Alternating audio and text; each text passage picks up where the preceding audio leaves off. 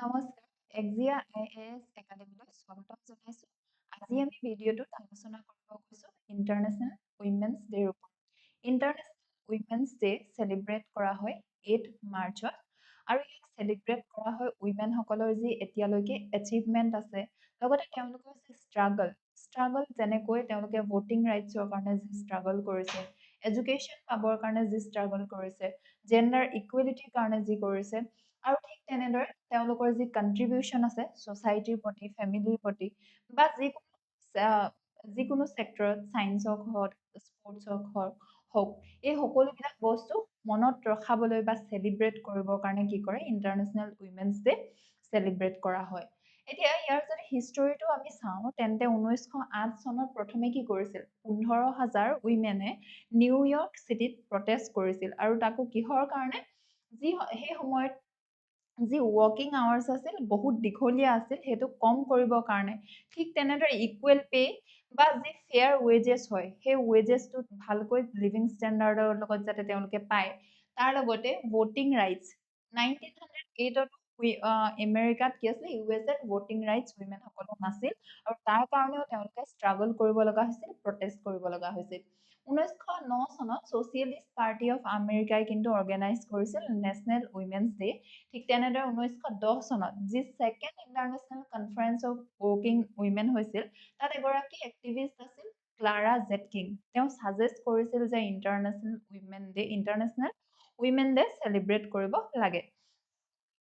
প্ৰথমবাৰৰ কাৰণে 1911ত international Women's day celebrate কৰা হয় ফৰ দ্য ফাৰ্ষ্ট টাইম, কিন্তু বহুত পিছতীয়াকৈ 1975তহে অফিচিয়েলি ৰিকগনাইজ কৰা হয় International Women's Day by United Nation for the first time. কেতিয়া 1975ত।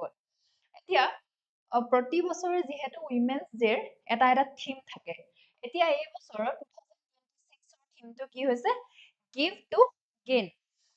এই যে প্ৰত্যেক বছৰ থিমটো, সেই থিমটো কেতিয়াৰ পৰা এডপ্ট কৰিছে 1996ৰ পৰাহে এডপ্ট কৰিছে ইউনাইটেড নেশ্যনে আৰু শেহতীয়াকৈ 2015ত আমি সকলো জানো ছাষ্টেইনেবল ডেভেলপমেণ্ট গ'ল এচিভমেণ্ট কৰাৰ কথা পতা হয় যি 17টা আছে, তাৰ ভিতৰত SDG 5ত ইকুৱেলিটিৰ বিষয়ে আছে, জেণ্ডাৰ ইকুৱেলিটিৰ ওপৰত, ইয়াতে উইমেন্সৰ যি ৰাইট হয় তাৰ বিষয়ে আছে।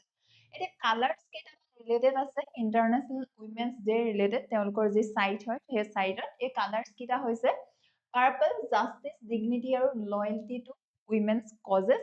ঠিক তেনেদৰে গ্ৰীণ আৰু হোৱাইট এই তিনিটা কালাৰ এছ'চিয়েট হৈ আছে। কেতিয়াবা হয়তো কিবা এক্সামত সুধি ল'ব পাৰে যে কোনটো কালাৰ্ছ ইণ্টাৰনেশ্যনেল উইমেন্স ডেৰ লগত ৰিলেটেড, পাৰ্পল, গ্ৰীণ আৰু হোৱাইট। এতিয়া ইণ্টাৰনেশ্যনেল উইমেন্স ডেৰ ছিগনিফিকেন্সটো যদি বুজো বা ছিগনিফিকেন্স কি হয়, তেতিয়া প্ৰথমে হৈছে প্ৰমোট জেণ্ডাৰ ইকুৱেলিটি। জেণ্ডাৰ ইকুৱেলিটিক প্ৰমোট কৰাটোৱে মেইন কি হৈছে ইয়াৰে ছিগনিফিকেন্স হয়। আনইকুৱেল পে আমি সকলোৱে জানো গ্লাছ চিলিং হওক বা ইকুৱেল পে নকৰে, মেন আৰু উইমেনে সমানে পে নাপায়। লিমিটেড অপৰচুনিটি, উইমেনৰ কাৰণে অপৰচুনিটিও বহুত কম হয়। এই বস্তুবিলাকক কি কৰে সেইদিনাখন সেই ইছ্যুজ বিলাকক আকৌ লৈ আহে সমাজৰ আগলৈ আৰু তাক লৈ যে কাম কৰিব লাগিব সেই কথাষাৰ মনত পেলাই দিয়ে। ৰিমেম্বাৰ আৰু অনাৰ কৰে struggles for women's right. Women's ৰাইটৰ কাৰণে এতিয়ালৈকে যি ষ্ট্ৰাগল হ'ল এই সকলো ষ্ট্ৰাগল বিলাককো অনাৰ কৰে আৰু মনত পেলায়, যেনেকৈ voting rights, educational rights, work প্লেছত ইকুৱেলিটি দিয়া। এই যি ৰাইটছক এচিভ কৰিবৰ কাৰণেও উইমেনে কি কৰিব লগা হৈছে ষ্ট্ৰাগল কৰিব লগা হৈছে, তাকে ৰিমেম্বাৰ কৰে ইণ্টাৰনেশ্যনেল উইমেন্স ডেৰ দিনা। চেলিব্ৰেট উইমেন্স এচিভমেণ্ট, যেনেকৈ ছায়েন্সক হওক বা পলিটিক্স, আৰ্টছ, স্পৰ্টছ, উইমেনসকলে কিমান এতিয়া এচিভ কৰিছে। ৰিচেণ্টলি যেনেকৈ সুনিতা উইলিয়ামছক, এনেকুৱা ধৰণৰ পাৰ্চনেলিটি বা ফিগাৰ্ছ বিলাকক কি কৰে চেলিব্ৰেট কৰে ইণ্টাৰনেশ্যনেল উইমেন্স ডেৰ দিনা। এতিয়া এইবাৰ 2026ৰ আমাৰ থিমটো যিহেতু দেখিলো গিভ টু গেইন, আৰু ইয়াৰ মিনিংটো কি হৈছে, ইয়াত এনকাৰেজ কৰা হৈছে দিবৰ কাৰণে যাতে আমি পিছত পাওঁ। এটা মাইণ্ডছেট গঠন কৰিবলৈ টু জেনাৰচিটি এণ্ড কিহৰ কাৰণে কোলাবৰেশ্যনত, যাতে টাইম, ৰিচৰ্চ এনেকুৱা বস্তুবিলাক উইমেনক সকলোৱে দিয়ে কি কৰিবৰ কাৰণে ইন ফিউচাৰ তাৰ পৰা যাতে গেইন হয়।